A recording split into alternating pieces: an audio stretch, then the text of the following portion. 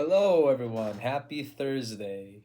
So, I think it's important to restate the question from Monday, which is why Abraham? Again, the origin story of Noach is there, the origin story of Moses is there, and the rest of the Avot and Imahot, we have their story after Abraham, but it just says, in the beginning of Parshat Lech Lecha, all of a sudden, Vayomer Hashem Avraham El Avram Lech Lecha. It says that God says to Abraham Lech Lecha, and we have no idea why Abraham. All we know is in the end of last week's parsha, it says that Abraham was born, or at that point Avram. His name was not changed yet. And this question comes from the Ramban in the Sfat Emet in Acharon, a holy man. He quotes the Ramban's question. He says, Ramban hikshe shene'emar lech lecha bli shenizkar mikodem chibato. Nachmanides asks the question. The verse says lech lecha.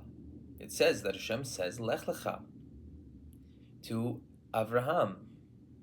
Bli, without, shenizkar mikodem chibato, without mentioning beforehand his belovedness, his origin story.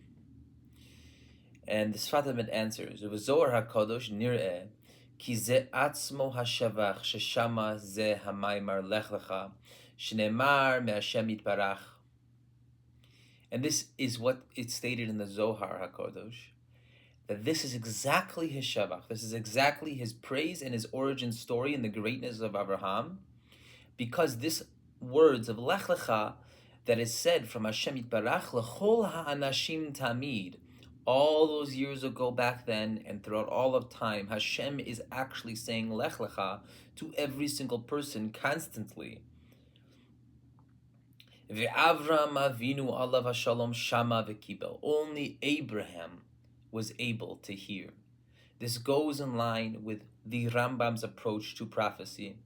Moshe Rabbeinu, Moses, our teacher, was the highest prophet. That's why it says in the end, Asher diber Hashem panim el panim, that he was able to speak with Hashem face to face, so to speak. But Abraham, the language is different. It's Vayomer most of the time. And additionally, when Hashem speaks to Abraham, the Rambam says it's in chizayon or machazelayla. It's in a vision, which is actually supported in the verses. But Abraham was able to hear.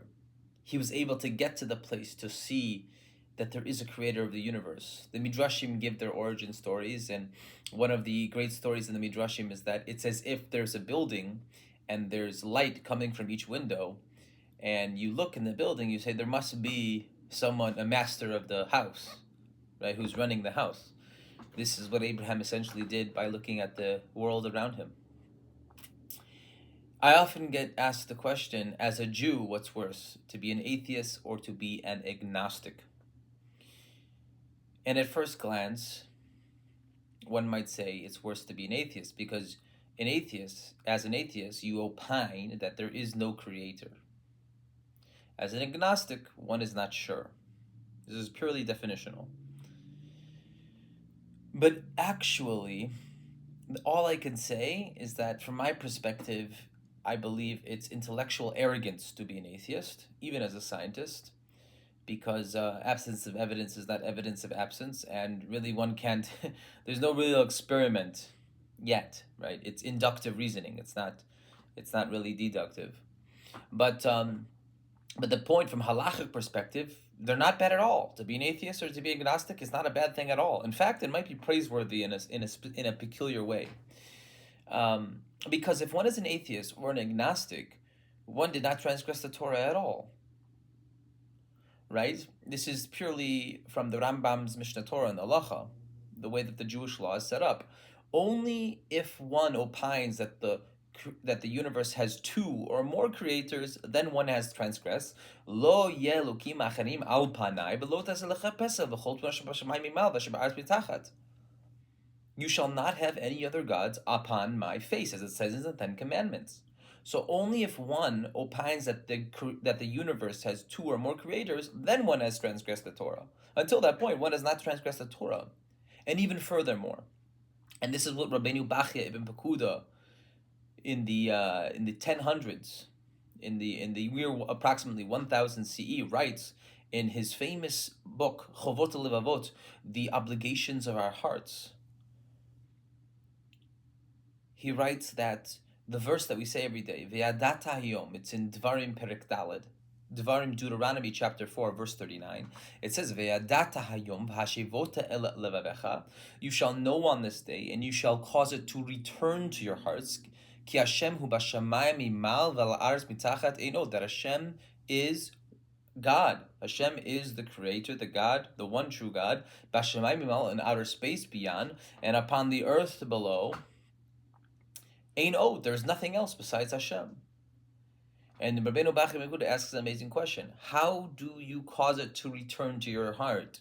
How do you fulfill that verse that says you shall cause it to return to your heart if it didn't leave your heart? Well, how does it leave your heart? If you ask questions. So I would argue that as a Jew, if you're an atheist or an agnostic, you are on the right path. You are doing exactly what the Torah wants you to do as a Jew, which is to question the existence of God, like Abraham, our forefather. And then, Mirza Hashem, God willing, we shall see the creator of the universe and hear what Hashem is always speaking to every person and every time, as it says in the Sfat Emet, Lech Lecha is being said. All we have to do is open our ears to listen. Have a good Shabbos.